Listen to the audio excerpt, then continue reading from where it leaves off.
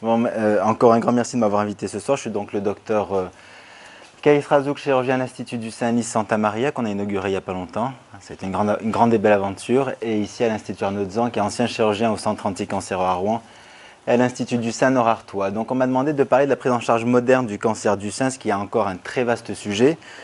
Et humblement, en tant que simple chirurgien, j'ai essayé de cibler sur les quelques étapes un peu importantes sur ces 20 dernières années. Globalement, depuis 90, on peut considérer que une des premières étapes, ça a été la volonté d'organiser le diagnostic rapide des maladies du sein. Donc fin des années 90, début des années 2000, on a commencé à organiser notamment au centre anticancéreux des journées de diagnostic rapide des maladies du sein pour pouvoir lutter contre l'angoisse qui est liée à la maladie. Et puis progressivement, c'était sur le modèle des Breast Unit anglo-saxonnes. Et puis un des premiers centres en France, ça a été l'IGER, et puis après nous à Rouen. Et puis progressivement, plus spécifiquement pour les chirurgiens, ça a été la volonté de s'orienter vers une chirurgie de moins en moins invasive, avec une diminution des séquelles au niveau fonctionnel, notamment au niveau axillaire, et une prise en charge et une prise en considération de l'aspect esthétique de nos chirurgies. Et puis, la dernière étape, depuis quelques années, c'est la prise en charge globale des patientes, en essayant de répondre à toutes les questions qu'elles peuvent se poser sur les répercussions de la maladie, sur l'alimentation, sur la vie de couple, sur l'impact psychologique, sur la vie professionnelle, en étoffant les équipes avec un dispositif d'annonce, un dispositif d'accompagnement, un dispositif de coordination. Et bien sûr, toute une équipe de soins de support. On n'est plus tout seul comme praticien face à la maladie, mais on est toute une équipe. On passe donc d'une approche individuelle à une approche collective, notamment dans des unités dédiées, comme l'Institut du Sein, qu'on a inauguré, je le répète, ça fait 2 fois là. Hein. Je l'ai assez dit. Oh là, la troisième. Attends, j'en reparle ici. Justement, c'est à l'Institut du Sein, donc Nice Santa Maria, dans la volonté d'organiser le diagnostic rapide des maladies du sein, qu'on a mis en place, qu'on a appelé très humblement le One Day Breast Diagnosis. Qu'est-ce que ça veut dire? Finalement, une patiente qui est inquiète parce qu'elle a eu une mammographie qui est un peu embêtante. Elle n'a pas vraiment de diagnostic encore. Une patiente qui se réveille le matin et qui a une boule dans le sein. Elle se dit, tiens, je sens une boule depuis quelques jours. Une patiente qui va voir son médecin traitant l'examine, son gynéco l'examine et tombe sur une boule au niveau du sein. On va se dire, mince, qu'est-ce qui se passe? Alors plutôt que de traîner pendant 15 jours ou 3 semaines, le temps qu'elle aille voir un tel, qu'elle retourne là, qu'on fasse la biopsie, qu'on lui fasse l'écho, qu'on lui refasse ci, qu'on lui refasse ça, et qu'au bout de 3 semaines, après 3 semaines de stress et de sécrétion d'adrénaline, on la revoit pour finalement annoncer le diagnostic, eh bien on a tout centralisé et organisé en une seule journée.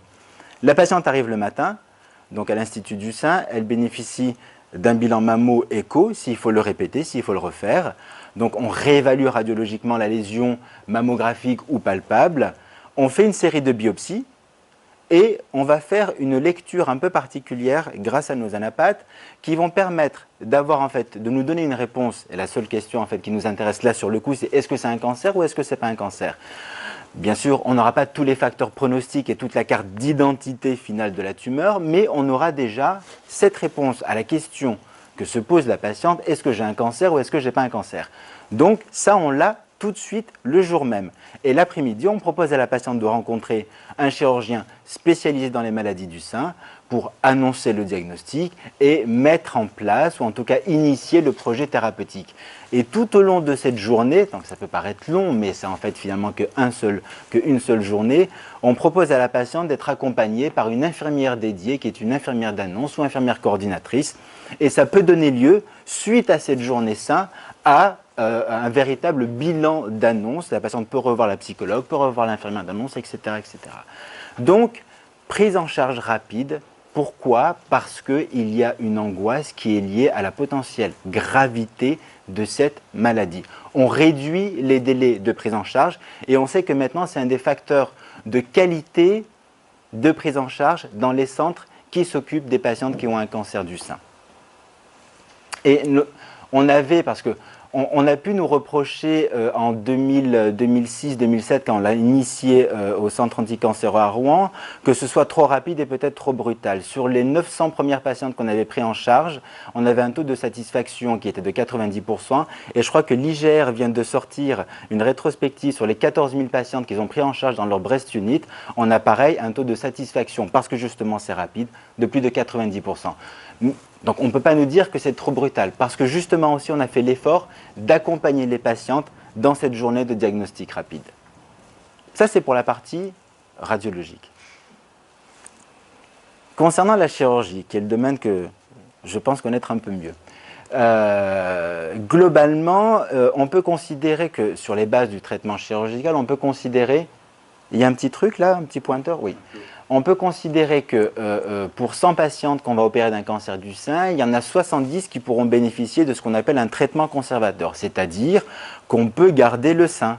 Ça veut dire quoi? Ça veut dire que le rapport du volume de la tumeur sur le volume du sein nous permet d'envisager de conserver le sein, d'autant plus qu'on introduit de plus en plus la possibilité d'une chimiothérapie première pour réduire la taille de la tumeur pour pouvoir conserver le sein, mais aussi et surtout l'introduction des techniques d'oncoplastie. Oncoplastie, ça veut dire quoi? Ça veut dire qu'on sait maintenant, après 10 années de travaux dessus, qu'on peut appliquer les techniques de chirurgie esthétique à la prise en charge du cancer du sein. Ça veut dire quoi?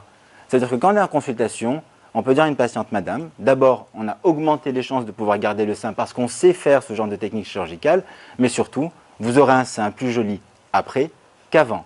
Ce qui est quand même non négligeable dans la prise en charge psychologique des patientes. Malheureusement, encore et toujours, 30% des femmes devront bénéficier, je ne sais pas si on peut vraiment dire bénéficier, mais malheureusement devront subir une mastectomie totale. Et là aussi, on a énormément travaillé sur les minimales invasives breast surgery qui nous permettent en fait d'envisager des reconstructions mammaires de moins en moins mutilantes et traumatisantes. Je pense que vraiment l'idée globale, c'est de se dire qu'il faut que notre chirurgie, que l'impact de notre chirurgie soit le plus faible possible sur la vie de ces femmes qui sont opérées. Donc l'exigence carcinologique, bien sûr, on est chirurgien cancérologue avant tout, mais de plus en plus, une exigence esthétique. Alors concernant les traitements conservateurs, première partie, donc on peut garder le sein. Oncoplastie, alors on ne va pas appliquer cette oncoplastie à toutes les patientes. Bien sûr, toutes les patientes ne vont pas bénéficier d'une chirurgie type réduction mammaire en même temps. Mais globalement, chez une patiente qui avait une tumeur du cadran supérieur externe au niveau du sein droit, avant, après, on réduit par une technique là qui était une technique Anki et on fait un geste de symétrisation par une technique à pédicule porte-aréole inférieure, ce qui permet d'obtenir un résultat plus satisfaisant. Là, elle n'a plus son cancer, elle a un résultat esthétique qui est plus joli. Donc, il faut savoir aussi que ça permet de retirer largement la tumeur. Et on sait que potentiellement, plus les marges sont larges, plus le risque de récidive locale est moins important. Donc, il y a un impact aussi carcinologique. Le fait de pouvoir appliquer chez certaines de ces patientes ces techniques d'oncoplastie, on va donc anticiper sur le résultat esthétique, on va anticiper sur le résultat des cicatrices et donc diminuer cette impression de mutilation qui est liée à cette chirurgie. Voilà un résultat final. C'est une patiente qui avait une volumineuse tumeur du cadran supérieur externe du sein droit, qui a bénéficié d'une chimiothérapie néoadjuvante, réduction satisfaisante de la taille tumorale, donc une mastectomie partielle par une technique d'oncoplastie où on remonte l'aréole avec la cicatrice typique autour de l'aréole inférieure et sous le sein, et dans un deuxième temps, le geste de symétrisation.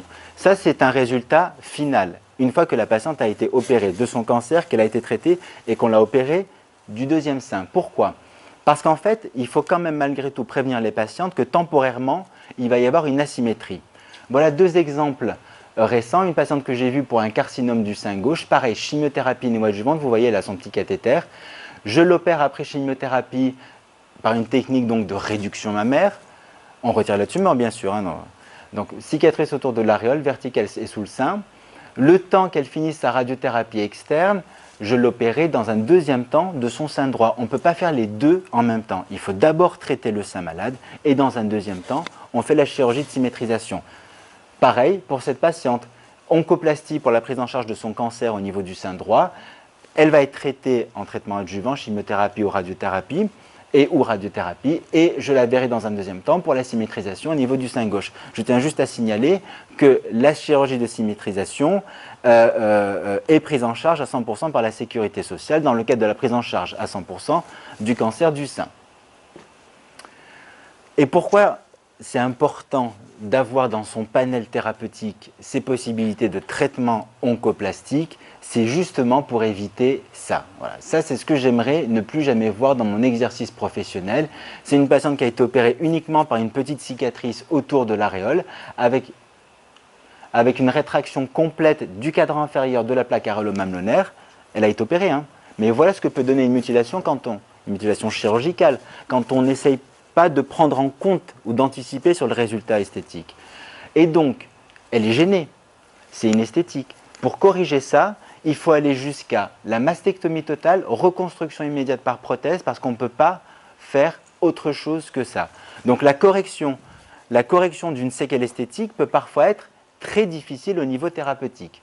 Donc, il vaut mieux l'anticiper plutôt que corriger après, surtout que le sein a été irradié, etc., et que la cicatrisation est beaucoup plus difficile. Concernant les patientes qui vont bénéficier, je reviens sur cette diapositive uniquement pour introduire maintenant la prise en charge moderne dans les reconstructions chez les patientes qui ont eu une mastectomie totale. Voilà encore une fois ce que peut-être on ne verra plus jamais, c'est-à-dire une patiente qui a une mastectomie bilatérale avec d'un côté une exérèse complète du pectoral et là une technique un peu plus récente de mastectomie totale. Donc, chez ces patientes qui ont eu à qui on doit faire une mastectomie totale, de plus en plus maintenant, on peut envisager une reconstruction immédiate et de plus en plus, et on pourra en discuter, on peut préserver ce qu'on appelle la plaque aréolo-mamelonnaire. Alors, voilà une patiente que j'ai opérée il y a 2 ans maintenant. Elle avait eu un cancer du sein droit. Vous voyez la cicatrice ici précédente. Elle fait une récidive 5 ou 6 ans après. Plutôt que de faire une ablation complète du sein parce que c'est une récidive et que c'est une indication de mastectomie totale, eh bien, j'ai abordé la patiente uniquement par une cicatrice autour de l'aréole, cicatrice inférieure.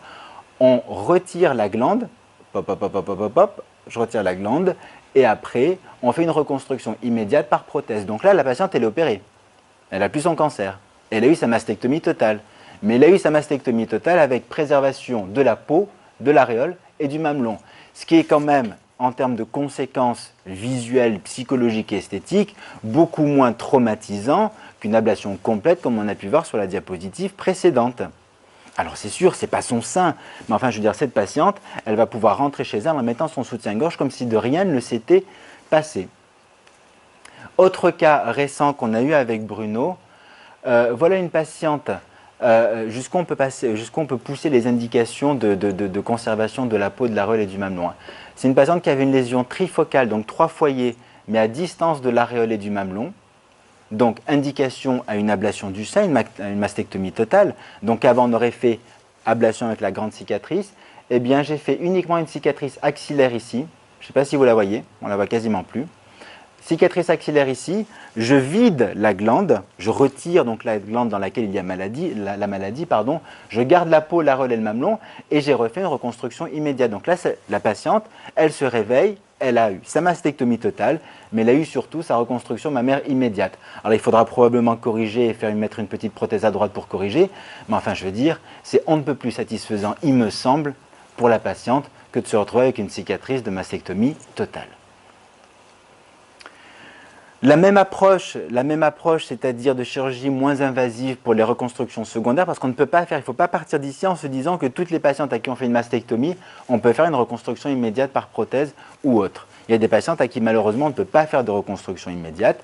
Donc là on est dans un cas de reconstruction différée, on va plutôt privilégier, plutôt que les chirurgies mutilantes par lambeaux, etc., plutôt privilégier les techniques de graisse, d'injection de graisse et de reconstruction par prothèse en plusieurs étapes. Là, on part, le point de départ, il est là, le point d'arrivée, il est là. Sans avoir eu à utiliser ni lambeaux, ni prélèvement de peau, etc. Tout s'est fait uniquement au travers de la petite cicatrice ici. Donc, il n'y a pas de cicatrice complémentaire. Ça nécessite plusieurs étapes, mais on peut arriver à un résultat globalement harmonieux. L'idée n'étant pas d'avoir quelque chose de parfait, et ça on ne peut pas dire aux patientes qu'on peut avoir un résultat parfait sinon on leur ment, mais l'idée c'est de se dire on peut avoir un résultat harmonieux. Donc tout le concept, encore une fois, je vous l'ai dit, tout tourne autour de la patiente. Pourquoi? Parce qu'on l'a vu, on a parfois à faire face à des patientes de plus en plus jeunes, donc elles sont traitées, elles ont leur vie de couple, elles ont leur vie de famille, elles ont leur activité professionnelle, elles ont leur activité sportive. Donc il y a tout le parcours chirurgical thérapeutique. Donc il ne faut pas que la reconstruction soit une phase aussi de difficile. Il faut que ce soit le plus simple possible. Et donc la révolution, vraiment je pense qu'on peut parler de révolution sur les 5, 6, 10 dernières années, c'est l'injection de cellules graisseuses, que ce soit en reconstruction complète du sein ou alors en préparation de la peau avant reconstruction par prothèse. Je reviens juste sur cette diapositive. Là, c'est une patiente qui a eu de la radiothérapie. Donc si on veut faire une reconstruction par prothèse, les études ont montré que le risque d'échec il est de 50% parce qu'elle a eu des rayons. Maintenant, qu'est-ce qu'on fait? On va, avant même de mettre une prothèse, injecter de la graisse, sa propre graisse. On fait une liposuction, on réinjecte la graisse en ambulatoire. En ambulatoire, on attend un peu. Le fait de réinjecter ces cellules graisseuses, ça a pour but de revasculariser la peau et la graisse sous la peau. Donc on va améliorer la souplesse de la peau et on va augmenter les chances de reconstruction par prothèse. On passe de 50% à 90%. 90, c'est le chiffre qui avait été publié par l'Institut du sein de Paris en 2011 sur 60 cas. Et nous, on a la deuxième série en France avec 68 cas. Donc reconstruction complète par greffe de cellules graisseuses puis prothèse, on a un taux de succès de 90% de reconstruction par prothèse. Donc ça permet d'éviter des reconstructions mutilantes par lambeaux. Et la deuxième possibilité de ces injections de graisse, si on n'a pas besoin d'un volume trop important, c'est de faire une reconstruction uniquement quasiment en ambulatoire par plusieurs séances d'injection de graisse, comme chez cette patiente. Voilà, elle ne voulait pas forcément un volume trop important, donc on pouvait s'autoriser un petit volume qui pour elle est satisfaisant. Ce qui compte, ce n'est pas notre regard, enfin, ce n'est pas notre vision à nous, mais c'est la patiente qui est satisfaite. Donc, 4 ou 5 séances d'injection de graisse en ambulatoire et on fait une reconstruction en ambulatoire. En ambulatoire. Ce qui est quand même assez fascinant. Ensuite, on reconstruit l'aréole, le mamelon, bref, mais globalement, le résultat est harmonieux et la patiente est satisfaite et c'est tout ce qui compte pour nous. Alors, bien sûr, il faut rester très modéré sur le résultat. C'est-à-dire que c'est jamais identique à ce qu'il y avait avant. Il faut vraiment faire le deuil du sein qu'on avait. Et il faut se dire qu'on reconstruit ce que moi j'appelle, et je le dis tout le temps à mes patientes en consultation, le sein social. Je ne dis pas, je vais vous refaire votre sein. Ça c'est faux. On ne refait pas le sein de la patiente, c'est pas vrai. On fait une forme, un volume qui permet à la patiente de mettre son décolleté, de mettre son soutien-gorge, et puis d'aller à la piscine, d'aller se balader, de sortir, enfin bref. C'est un confort social avant tout. Donc je pense que vraiment l'idée qui nous a un peu le fil conducteur sur ces 10-15 dernières années, ça a été de considérer que ce cancer du sein n'est pas uniquement la maladie d'un organe, mais d'une femme dans sa globalité. Un grand merci.